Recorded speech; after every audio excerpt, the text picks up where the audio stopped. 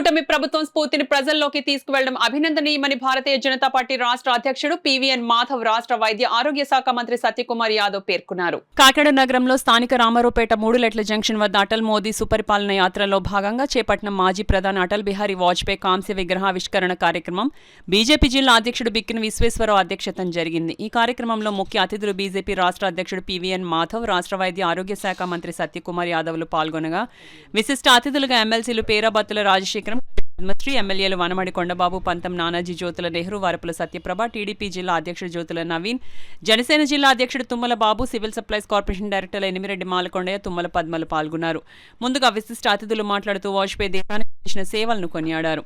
ఈ సందర్భంగా ముఖ్య అతిథులు బీజేపీ రాష్ట్ర అధ్యక్షుడు పివిఎన్ మాధవ్, రాష్ట్ర వైద్య ఆరోగ్య శాఖ మంత్రి సత్యకుమార్ యాదవ్లు మాట్లాడుతూ నాడు చంద్రబాబు వాజ్పేయి మైత్రితో ఏపీ అభివృద్ధి చెందగా నేడు మోదీ చంద్రబాబుల సారథ్యంలో మరింత ప్రగతి దిశగా పరుగులు పెడుతోందని పేర్కొన్నారు. రాజకీయాలకు రావాలనుకునేవారు వాజ్పేయి ప్రసంగాలు వింటే బాగుంటుందన్నారు. అణుపరీక్షలు, కార్గిల్ యుద్ధంతో దేశం సత్తా చాటిన నాయకుడు అటల్ జీ అని కొనియాడారు. కాశ్మీర్లో ఆర్టికల్ 370ని రద్దు చేసిన మోదీ ఆయన ఆశయాన్ని నెరవేర్చారన్నారు. వాజ్పేయి చెన్నై, నెల్లూరు రహదారి శంకుస్థాపనకు మలేషియాకు చెందిన కాంట్రాక్టర్లను తీసుకొచ్చిన విషయాన్ని గుర్తు చేసుకున్నారు. మోదీ ఆశీస్సులతో చంద్రబాబు నాయుడు, పవన్ కళ్యాణ్లో ఏపీలో సుపరిపాలన చేయడం జరుగుతుందన్నారు. అమరావతిలో ఎయిమ్స్ ను ఏర్పాటు చేయడం జరుగుతుందని వివరించారు. ఈ కార్యక్రమంలో కూటమి నాయకులు వేటుకూరి సూర్యనారాయణరాజు, సాలగ్రామ లక్ష్మీ ప్రసన్న, శ్రీనివాస్, పైడ కృష్ణమోహన్, రంబాల వెంకటేశ్వర, డాక్టర్ ముత్తా నవీన్ కృష్ణ, డాక్టర్ చప్పిడి వెంకటేశ్వరరావు, అధిక సంఖ్యలో కూటమి నాయకులు, కార్యకర్తలు తదితరులు పాల్గొన్నారు. ఒక కనెక్టివిటీ రెవల్యూషన్ ని ఆయన తీసుకొచ్చారు. ఆయన కవి హృదయుడు అని చెప్పారు.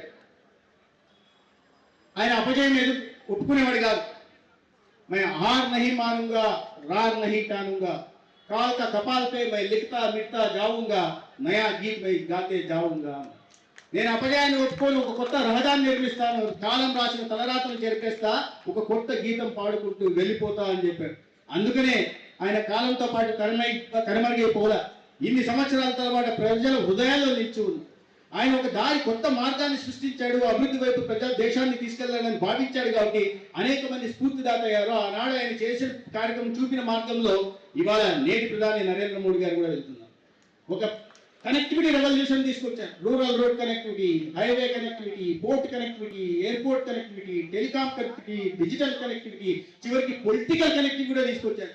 గ్రామీణ ప్రాంతాల్లో రహదారుల నిర్మాణం కోసం 60,000 కోట్లతో ప్రధానమంత్రి గ్రామ సడక్ యోజన ప్రారంభిస్తే ఇది అది కాస్త 4 లక్షల. తర్వాత రాష్ట్రీయ స్వయం కార్యకర్తగా పూర్తి జీవితాన్ని నేను దేశం కోసం అర్పణ చేస్తాను, స్వతంత్రం వచ్చిన యొక్క భారతావని ఏ విధంగా ముందుకెళ్లాలంటే ఈ యొక్క సమాజ నిర్మాణం, జాతి నిర్మాణం కోసం నా యావత్ జీవితాన్ని అర్పిస్తానని, బ్రహ్మచారిగా ఉంటానని ప్రతిజ్ఞ చేసి ఇంటిలో వాళ్ళ అమ్మా నాన్నకి చెప్పి నేను పెళ్లి చేసుకోను, దేశం కోసం పనిచేస్తానని ప్రచారక జీవితం ప్రారంభించిన వ్యక్తి 70 సంవత్సరాల పాటు దానికోసమే ఆయన అంకితమయ్యారు.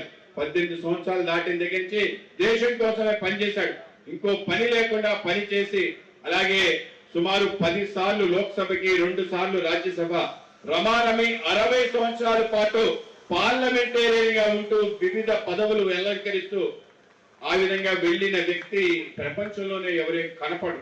ఆ విధంగా ఆయన స్థాయికి వెళ్ళడానికి ఒక సాధారణ మధ్య తరగతి కుటుంబంలో పుట్టి ఆయన అంచెలంచెలుగా ఆయన కృషి, పట్టుదల, క్రమశిక్షణ కారణంగా ఆ స్థానానికి రావటం జరిగింది.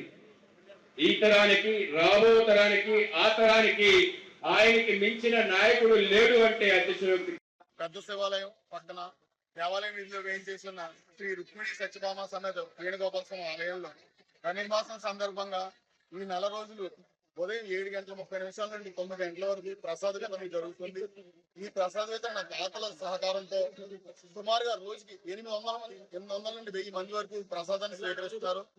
దీనికి సహకరించిన దాతలకు, అలాగే మమ్మల్ని వెనకుండి ముందుకు నడిపించిన మా ప్రీతం నాయకులు శ్రీ వనమడి వెంకటేశ్వరరావు కొండబాబు గారికి, అలాగే మాకు సోదర సమానమైన శ్రీ బచ్చు శేఖర్ గారికి ధన్యవాదాలు తెలియజేసుకున్నాం. ఈ కార్యక్రమాన్ని 30వ వార్డు ఇన్ఛార్జి అయినటువంటి నాకు, తంగేటి సతీష్ నా పేరు, అలాగే అద్దెపల్లి గంగరాజు మా ఇద్దరిని, అలాగే మురళి గారు కమిటీ, వీరందరి ఆధ్వర్యంతో సహకారంతో చేస్తాం. దాతలు కూడా పెద్ద ఎత్తున సహకరిస్తున్నారు. అందరికీ ధన్యవాదాలు.